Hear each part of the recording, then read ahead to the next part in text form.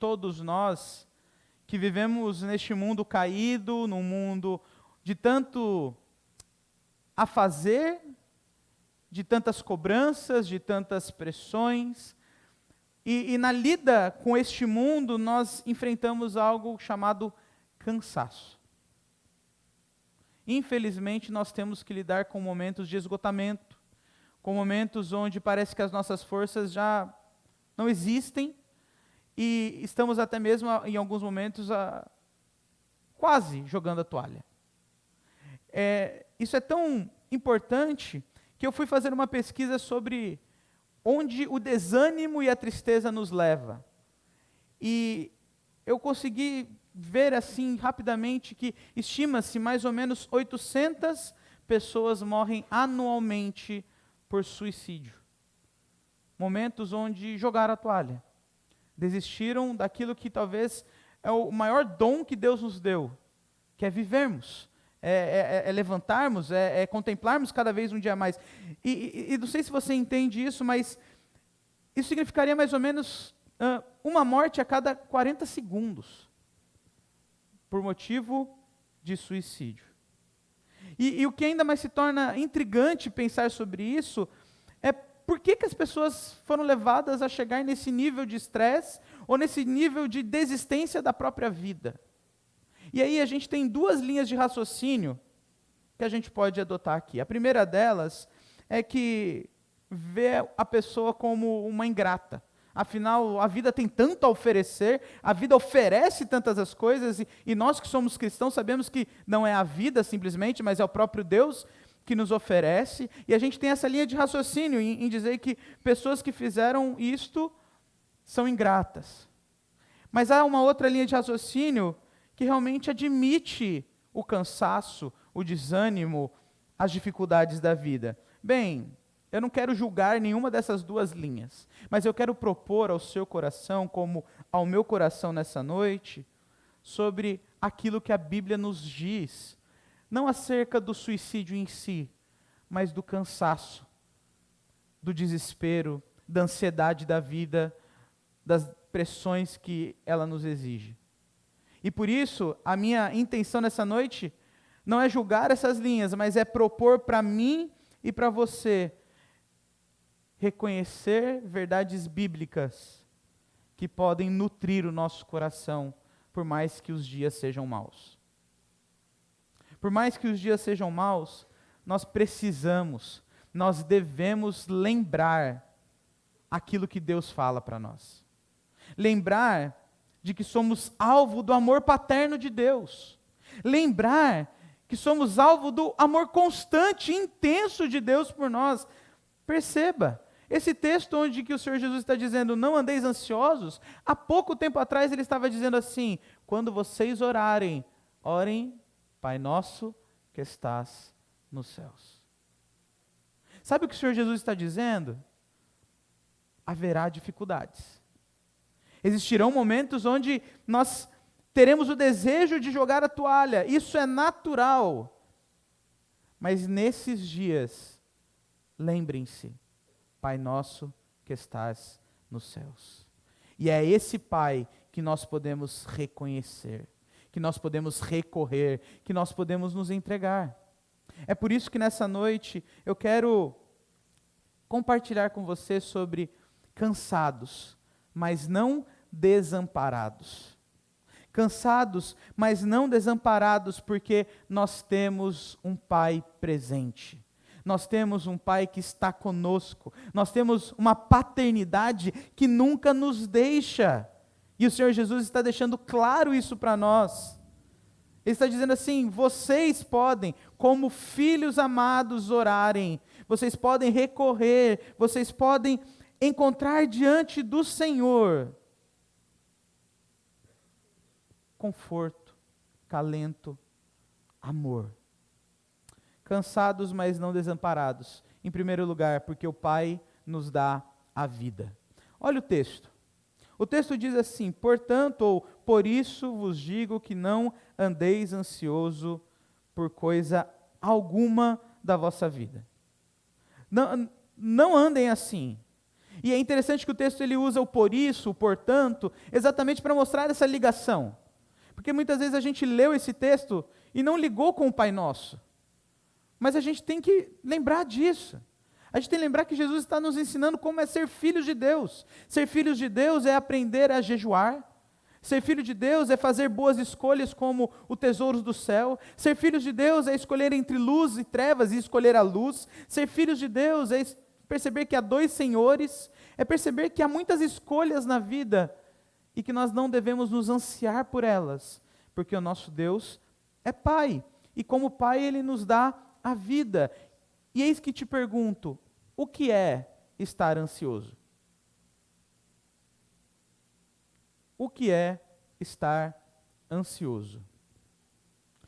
De maneira muito clara, ansioso, ansiedade na Bíblia, ela vem da raiz da palavra de divisão. Divisão na Bíblia grega está escrito merizo. E ansiedade é meriminal. Ou seja, as duas palavras têm a mesma raiz. Então, estar ansioso é estar dividido. Perceba, quando você está muito ansioso, o que acontece com a sua mente? É a sensação de que ela não para, não é? Essa é a sensação de um turbilhão de ideias, um turbilhão de pensamentos. Não é assim que acontece?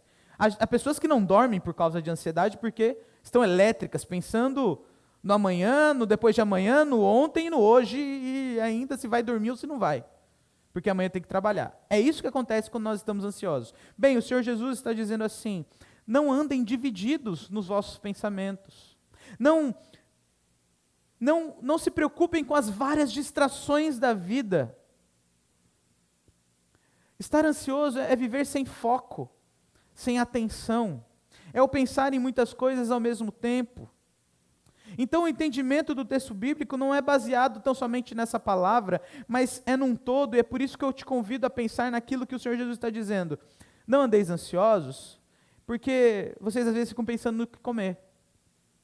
Vocês às vezes ficam pensando no que beber. Vocês ficam pensando no que vocês vão vestir. E daí o Senhor Jesus diz assim, mas espera aí, não é a vida mais do que o alimento e o corpo mais do que as vestes? Por que vocês ficam pensando em tudo isso? E daí ele vai dizer assim, parem e observem.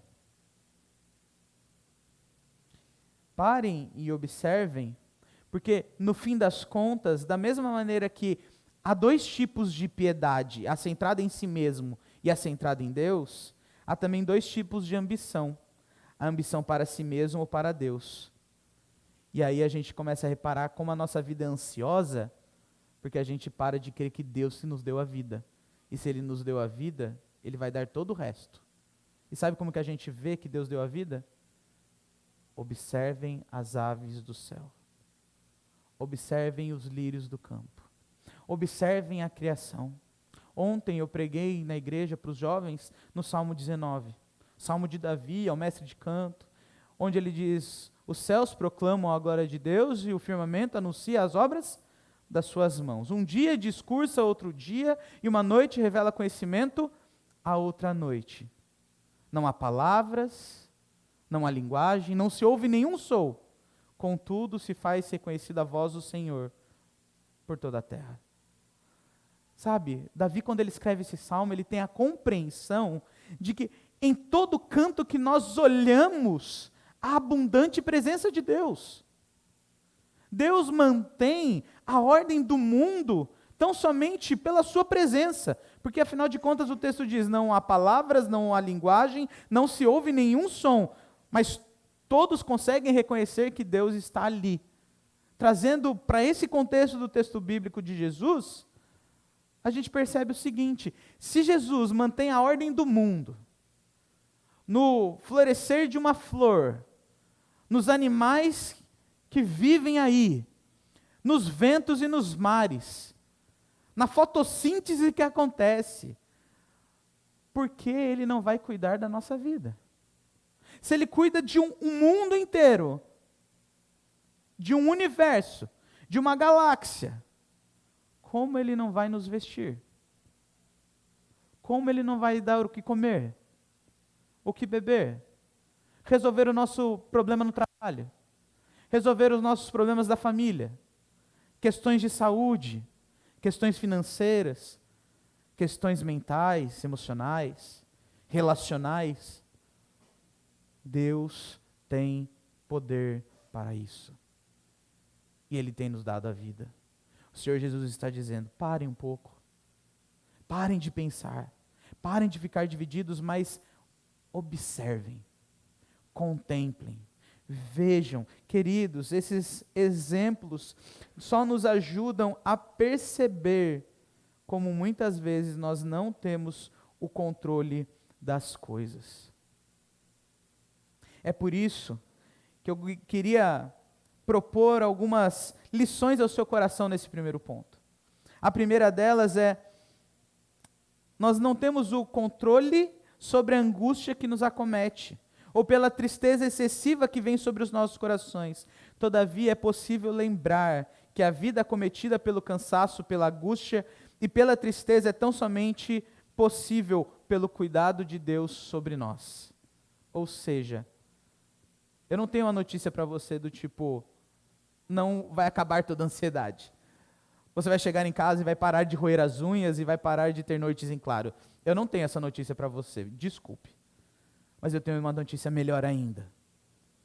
Deus está ali dando vida a você. Deus está ali da mesma forma que Ele está controlando o mundo, sem ao menos falar. Sem nem falar, Ele está controlando a sua vida. E o melhor de tudo, Ele fala com você. Ele se dirige a você. Ele se importa com você. Porque no mesmo Salmo de Davi, ele diz que a palavra de Deus é tão magnífica que ela é pura, limpa, justa, reta, ilumina os nossos olhos, endireita os nossos caminhos, prepara a nossa vida. Esse Deus está com você te dando vida. Não só física, mas principalmente espiritual. O que Jesus nos ensina, e com a sua ideia primordial, é não viva dividido em muitos pensamentos, mas encontre apenas um, Deus. E encontrando, assim a vida encontrará também melhores caminhos. Não existe muitas vezes como impedir essas coisas, mas existe como fazer assim como Paulo. Senhor, estão diante de Ti as minhas petições. Então que a Tua paz invada o meu coração e guarde o meu coração, para que eu não me sinta sozinho e desamparado, porque Tu és o meu Pai.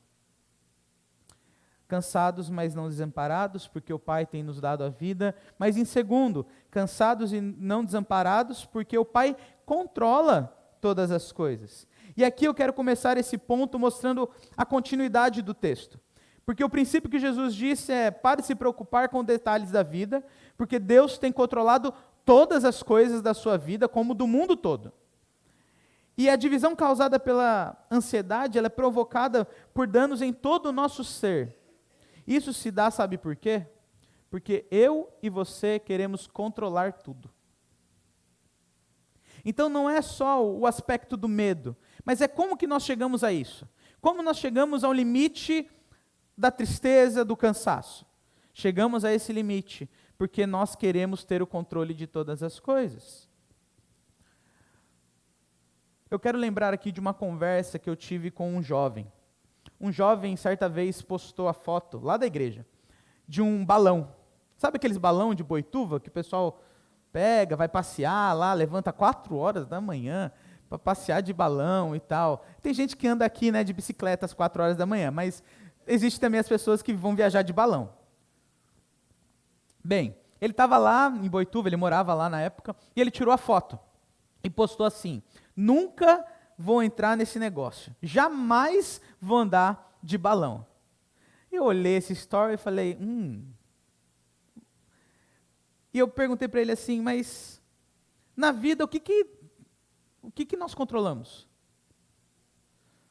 Se no balão não tem controle, porque o vento leva, e o máximo que você vai controlar é o tanto de gás que você vai soltar, mas na vida, o que a gente controla? E ele me disse, é verdade, só Deus tem o controle de todas as coisas.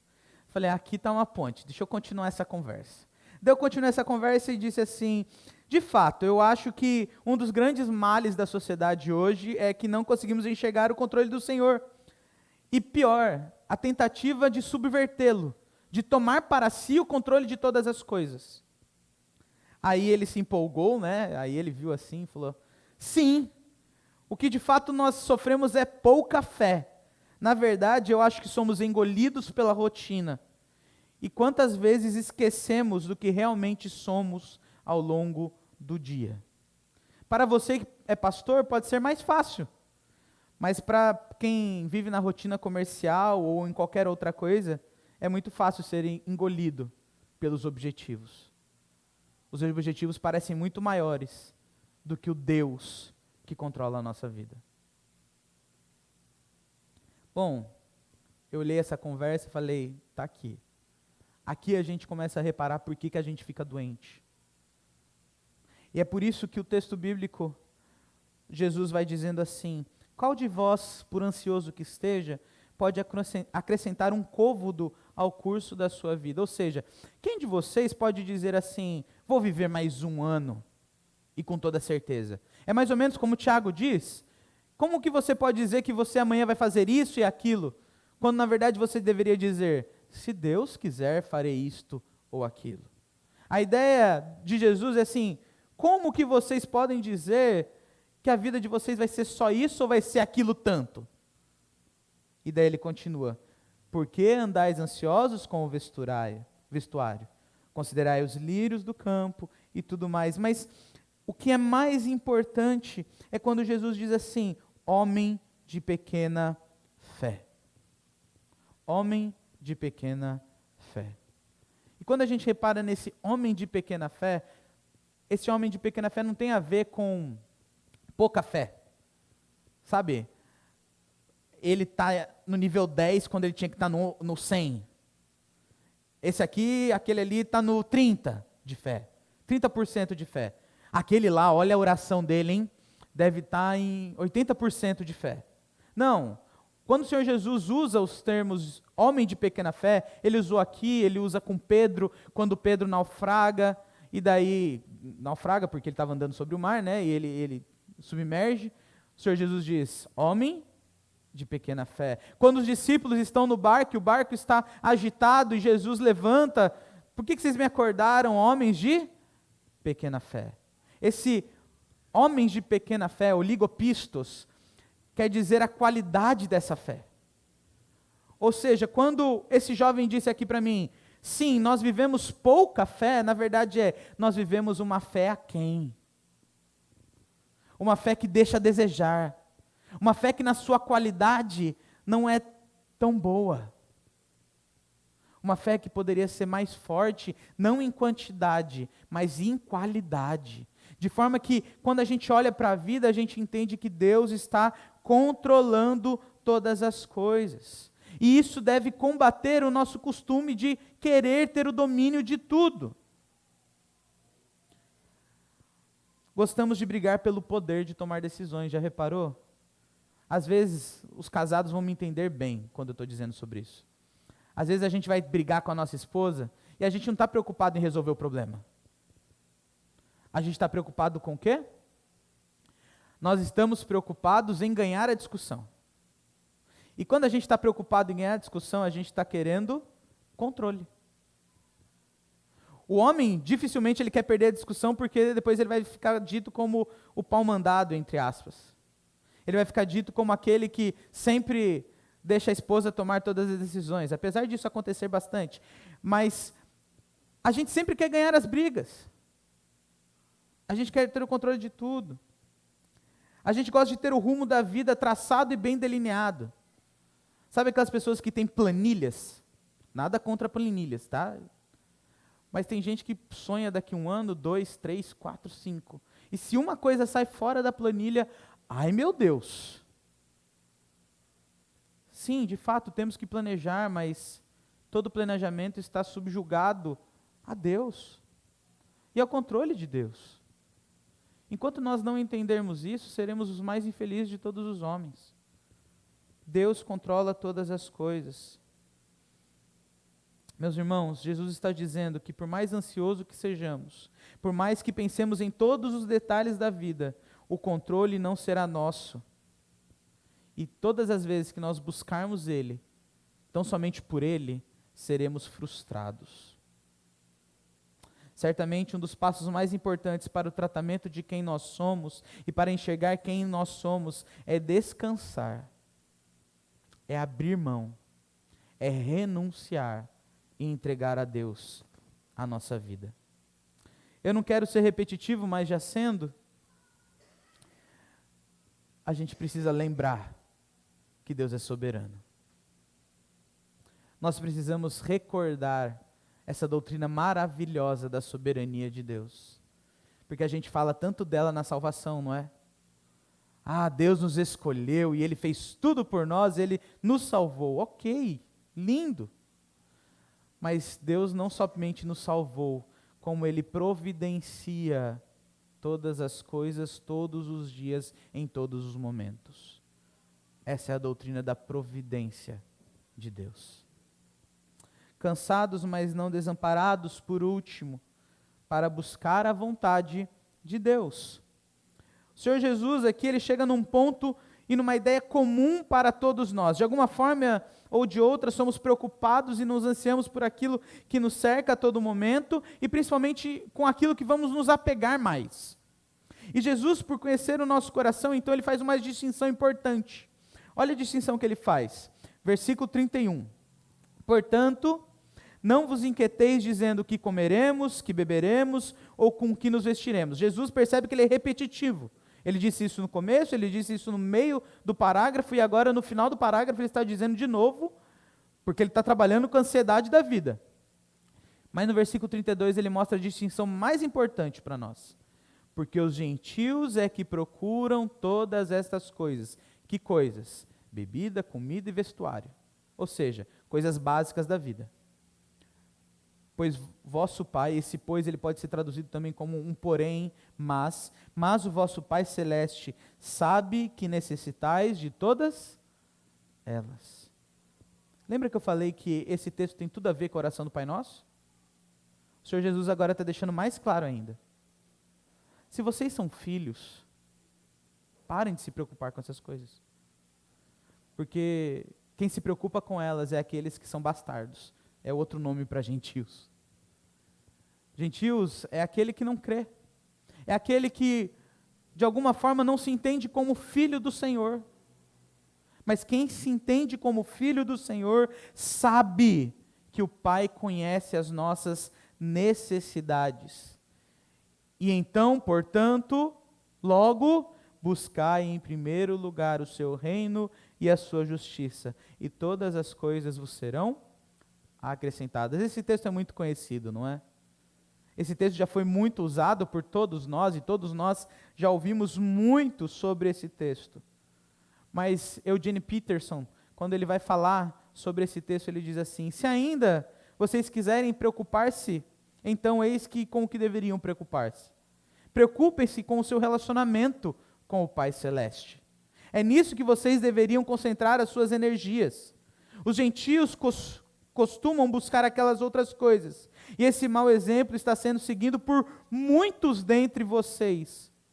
Mas vocês deveriam buscar o relacionamento com o Pai. O que o Senhor Jesus está dizendo é: fazer a vontade do Pai nada mais é do que relacionar-se com Ele. Quero trazer de maneira prática isso para a nossa vida. Demorei para aprender isso. Qual é o contrário, o oposto do trabalho em nossos dias? Muitas vezes o lazer, não é? Não é isso que a gente diz? O descanso. Qual é a lógica bíblica daquilo que é oposto ao trabalho? O descanso em Deus, ou como a Bíblia vai chamar, o Shabá. Ou seja, o oposto do trabalho na Bíblia não é ficar em casa, sair com a família tão somente, momentos de lazer. Mas o oposto do trabalho é relacionar-se com Deus. o quanto a gente esqueceu desse privilégio que nós temos, de nos relacionarmos com o Senhor, de procurar a intimidade com o Pai. Percebe como isso está dentro de todo o contexto aqui? Porque o texto ainda começou no capítulo 6, como se deve orar? Entra no teu quarto, fechada a porta, e ali clamarás ao Senhor. E se vocês não sabem orar, orem assim: Pai nosso que estás nos céus, santificado seja o vosso nome, venha o teu reino, seja feita a tua vontade, assim na terra como nos céus. Primeiras petições feitas a quem? A Deus e a sua glória, a sua presença, a quem Ele é. E depois o texto continua: e perdoa as nossas dívidas como nós temos perdoado aos nossos devedores. E não nos deixes cair em tentação, mas livra-nos do mal. Se ainda não te basta perceber a ordem das coisas, Deus e depois a nossa própria vida, lembre dos 10 mandamentos. Quais são os 4 primeiros mandamentos? Não terás outros deuses diante de mim, não farás para ti imagem, não falarás o nome de Deus em vão, e guarda o dia de sábado para o santificar. E depois, os outros mandamentos com as relações humanas. Queridos, há sim muito espaço para o que a gente necessita, mas o espaço principal não é para o que nós necessitamos, mas é para o relacionamento com Deus. Por isso, buscai o seu reino e a sua justiça, e as demais coisas vos serão acrescentadas. Sabe, buscar o reino e a justiça de Deus sempre vai ser algo muito intangível para nós. Eu e você sabemos que a gente não faz isso todo dia e nem sequer em todo momento. Na verdade, a maioria do momento, muitas vezes nós estamos preocupados com o nosso próprio reino, quando na verdade nós deveríamos nos preocupar com o reino de Deus. Ou melhor, nós devemos entender que o reino de Deus é a nossa vida. De forma que até mesmo o reino de Deus passa a ser o nosso reino.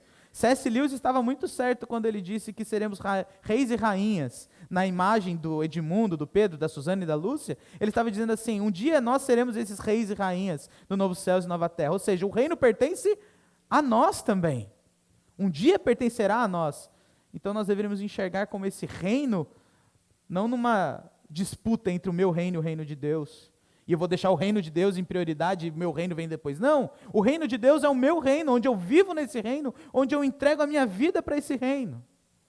Então a gente precisava recobrar isso, para que nós não sejamos levados, cansados, entristecidos, desanimados. E eu e você sabemos que às vezes a gente não faz isso. Mas a melhor notícia, e a principal notícia, é que o Senhor Jesus Cristo nos quis trazer para esse reino. O Senhor Jesus Cristo não apenas nos convidou para esse reino, mas como de maneira graciosa, e nós cantamos isso hoje. Nós não sentimos, nós não vemos a depravação total da música, mas também aquele que rasgou o véu fez nós entrarmos nesse reino. Ele estendeu para nós o tapete e nos chamou a participar.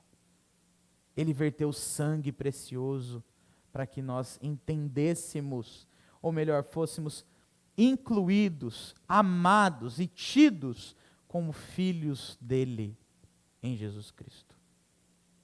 Sabe, entender isso é perceber que há 2 salas que nós podemos habitar. A primeira sala é a sala das boas intenções, na qual eu e você colocaremos máscaras. E vamos achar que fazer mais é sempre o melhor. Mas também há a sala da graça, onde a gente entende que não precisamos vestir máscaras, mas precisamos aceitar a vida como ela é e entender que de graça Deus está guardando a nossa vida. Se há algo para se preocupar nessa noite e para a sua vida, preocupe-se com Jesus Cristo. Preocupe-se com a sua vida diante dEle, com a sua vida com Ele, para com Ele. É por isso que o Projeto Sola, falando sobre o Salmo 23, coloca de uma forma maravilhosa: se o Senhor é o meu pastor, aquilo que eu não tenho, eu não preciso. Queridos, Deus sabe o que nós precisamos.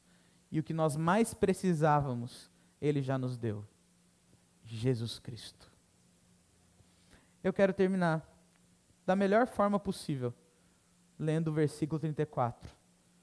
Portanto, não vos inquieteis com o dia de amanhã, pois o amanhã trará os seus cuidados.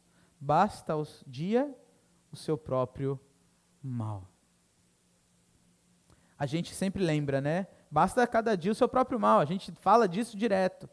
Mas olha o texto antes. O texto antes diz, pois o amanhã trará os seus cuidados. Nós sabemos que não é o amanhã. Nós sabemos que é o nosso Deus, que é o nosso Pai. Deus tem, sim, mostrado a realidade do cansaço.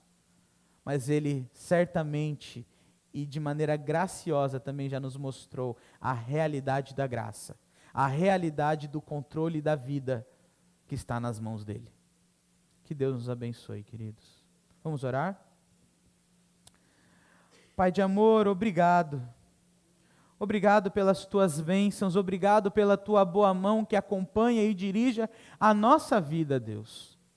Obrigado, ó Deus, porque em dias de tamanha dificuldade, cansaço, complicações, ó Deus, é uma realidade e o Senhor nos desperta para a vivacidade do reino, para a vivacidade que existe na vida contigo, uma vida abundante, uma vida onde o Senhor controla todas as coisas e não há momento sequer onde nós estejamos à deriva, mas pelo contrário, totalmente conduzidos e amados pelo Senhor. Ó Deus, obrigado, porque diante da realidade da tristeza, o Senhor também nos chama à realidade do relacionamento contigo. Impossível para nós, mas gracioso e totalmente possível em Jesus Cristo. Jesus Cristo, nosso Salvador. Jesus Cristo, aquele que rompeu o véu. Aquele que nos convidou a ser reis e rainhas de um novo céu e de uma nova terra. Aquele que nos trouxe para o reino e nos disse para vivermos no reino e para o reino. Ó Deus, obrigado pela certeza abundante que temos da presença do Senhor que dá a vida, do controle sobre todas as coisas e do relacionamento que temos contigo em Cristo Jesus. Essa é a nossa oração, Pai, e em nome de Jesus nós a fazemos. Amém.